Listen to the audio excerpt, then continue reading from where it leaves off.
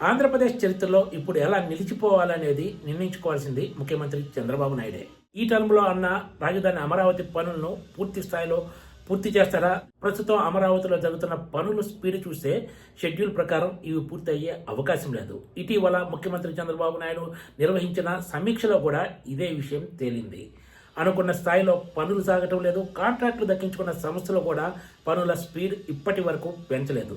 ఇప్పుడు ఉన్న లెక్కల ప్రకారం చూస్తే ఆంధ్రప్రదేశ్లో రెండు పార్టీలు అధికారం చేపట్టడానికి అవకాశం ఉన్నది.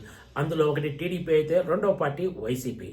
రాజధాని అమరావతి విషయంలో వైసీపీ అధినేత మాజీ ముఖ్యమంత్రి జగన్మోహన్ రెడ్డి తన వైఖరిని మరోసారి కుండ బద్దలు కొట్టినట్లు స్పష్టం చేశారు.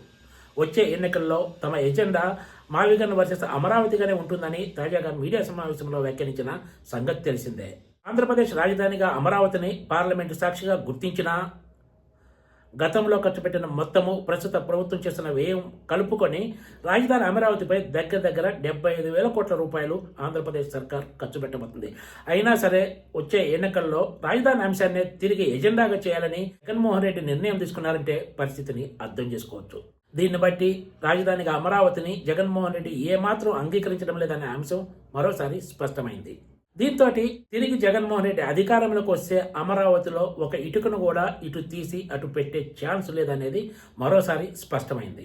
సహజంగా ఒక ముఖ్యమంత్రికి, ఒక ప్రభుత్వానికి రాజధాని నిర్మాణం అవకాశం రావటమే చాలా చాలా అరుదైన అంశం. కానీ టీడీపీ అధినేత ముఖ్యమంత్రి చంద్రబాబు నాయుడు తన ఫస్ట్ టర్మ్లోనే శాశ్వత రాజధాని, తాత్కాలిక రాజధాని అంటూ అమరావతిని ఒకంత గందరగోళం చేశారనే విమర్శలను ఎదుర్కొన్నారు. కారణాలు ఏమైనా కానీ ఫస్ట్ టైంలో ఈ ప్రాజెక్టు అనుకున్న స్థాయిలో టేకాఫ్ కాలేదు. రెండవసారి అధికారంలోకి వచ్చిన తర్వాత ముఖ్యమంత్రి చంద్రబాబు నాయుడు రాజధాని అమరావతి పనుల స్పీడ్ను ఒకంత పెంచారు. కేంద్రం సాయం కూడా ఈసారి కొంత కలిసి వచ్చింది. అయినా కూడా రాజధాని అమరావతిలో ఇప్పటికే కాంట్రాక్టులు కేటాయించిన పనులు చాలా మందకొడిగా సాగుతుండటం అటు టీడీపీ నాయకులను, కేడర్ను కూడా ఒకంత ఆందోళనకి గురి చేస్తుంది. రాజధాని అమరావతి పనులు పర్యవేక్షించేందుకంటూ ముఖ్యమంత్రి చంద్రబాబు నాయుడు స్వయంగా తీసుకొచ్చి Amaravati growth and infrastructure corporation limited ఎండీగా ఎస్వి శ్రీనివాసన్ నియమిస్తే ఆయన అక్కడ ఇమడలేకపోయారంటే పరిస్థితిని అర్థం చేసుకోవచ్చు. స్వయంగా ముఖ్యమంత్రి చంద్రబాబు నాయుడు తీసుకొచ్చిన రిటైర్డ్ ఐఏఎస్కే రాజధాని అమరావతి పనుల పర్యవేక్షణలో ఇబ్బందులు, చిక్కులు సృష్టించారంటే ఇప్పుడు అక్కడ ఎలాంటి వాతావరణం ఉందో అర్థమవుతుందనే వ్యాఖ్యలు వినిపిస్తున్నాయి. మరోవైపు ఇప్పటికే మున్సిపల్ శాఖ మంత్రి నారాయణ, సిఆర్డీఏ కమిషనర్గా ఉన్న విజయరామరాజుల మధ్య గ్యాప్ బాగా పెరిగినట్లు ఆ శాఖ వర్గాలే చెప్తున్నాయి. అమరావతి వంటి కీలక ప్రాజెక్టును డీల్ చేస్తున్న శాఖలో ఇంతటి గందరగోళం ఏమాత్రం వాంఛనీయం కాదనే అభిప్రాయం అటు అధికారులతో పాటు టీడీపీ నాయకుల్లో కూడా ఉంది. అయినా ఈ అంశంపై ముఖ్యమంత్రి చంద్రబాబు నాయుడు ఎక్కడ దృష్టి పెట్టిన దాఖలాలైతే కనిపించడం లేదనే చర్చ సాగుతోంది. ఎవరెన్ని చెప్పినా కూడా ఎన్నికల ఫలితాలను తేల్చేది అప్పటి పరిస్థితులు, ప్రస్తుత ప్రభుత్వంపై ప్రజల్లో ఉన్న అభిప్రాయమే.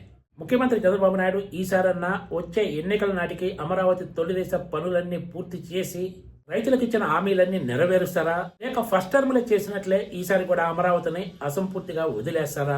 అదే జరిగితే అటు రైతులతో పాటు రాజధాని పనులు చేస్తున్న నిర్మాణ సంస్థలు కూడా మరోసారి చిక్కుల్లో పడటం ఖాయం. ఇప్పుడు అమరావతిలో పనులు జరుగుతున్న స్పీడ్ చూసి ఎన్నికల నాటికి ఈ ప్రాజెక్టు ఏ మేరకు పూర్తి అవుతుందనే సందేహాలు టీడీపీ నాయకుల్లో కూడా ఉన్నాయి. ఇప్పుడు రాజధాని అమరావతి పనులు పూర్తి చేయడానికి నిధుల సమస్య కంటే ఇతర సమస్యలే కీలక పాత్ర పోషిస్తున్నాయనే చర్చ సాగుతోంది. ఎలాగూ రాష్ట్ర ప్రభుత్వం ఎడాపెడా అప్పులు చేస్తుంది. అదనంగా మరో 10,000 కోట్ల రూపాయలు అప్పులు చేసైనా సరే ముఖ్యమంత్రి చంద్రబాబు నాయుడు ఈసారి తన టర్మ్ పూర్తయ్యేలోగా అమరావతిని పూర్తి చేయకపోతే మాత్రం చరిత్రలో ఆయన ఫెయిల్యూర్ సీఎంగా నిలిచిపోతారనే అభిప్రాయం కూడా ఆ పార్టీ నాయకుల్లో వ్యక్తమవుతుంది. ఎందుకంటే ఫస్ట్ ఛాన్స్ మిస్ అయింది, ఇప్పుడు రెండో ఛాన్స్ కూడా మిస్ చేసుకుంటే అంతకు మించిన దారుణం మరొకటి ఉండదనే అభిప్రాయం ఆ పార్టీ నాయకులు వ్యక్తం చేస్తున్నారు. ఇప్పుడు బాల్ పూర్తిగా ముఖ్యమంత్రి చంద్రబాబు నాయుడు కోర్టులోనే ఉంది. దాన్ని ఆయన ఎక్కడికి కొడతారో చూడాలి. ఇది తేలాలంటే 2028 చివరి వరకు ఆగాల్సిందే. రాజధాని విషయంలో ఇప్పటికే 3 సార్లు మాటలు మార్చిన జగన్ కు తాజాగా లేవనెత్తిన మావిగన్ వర్సెస్ అమరావతి నినాదం రాజకీయంగా ఖచ్చితంగా నష్టం చేస్తుందనే అభిప్రాయంలో ఎక్కువ మంది ఉన్నారు.